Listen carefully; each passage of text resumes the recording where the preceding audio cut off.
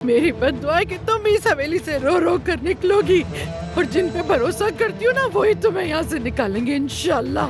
हुरिया साहिबा, अपना सामान पैक करें और मेरी हवेली से फौरन निकल जाए। सोच रहा हूँ इस खूबसूरत तारीफ के बाद तुम्हें अपने साथ डिनर पर कहाँ लेकर जाऊँ। तुम्हें जो जगह पसंद हो वहीं चलेंगे। मैंने बहुत से कातिल देखे हैं जिन्हें कुछ याद नहीं होता कि उन्होंने कत्ल कैसे किया था। दिमाग ऐसा होता है जो नहीं याद रखना चाहता वो नहीं याद रखता। बोलती रहो मलिहा। इसने मुझे बेवकूफ बनाया, ऐसा दिखावा कर रहा था जैसे ये मुझसे शादी करेगा। भरोसा किया। बोलो मलिहा बोलो। क्या हुआ है बेटी? तुम्हारी तबीयत तो ठीक है ना मेरी जान?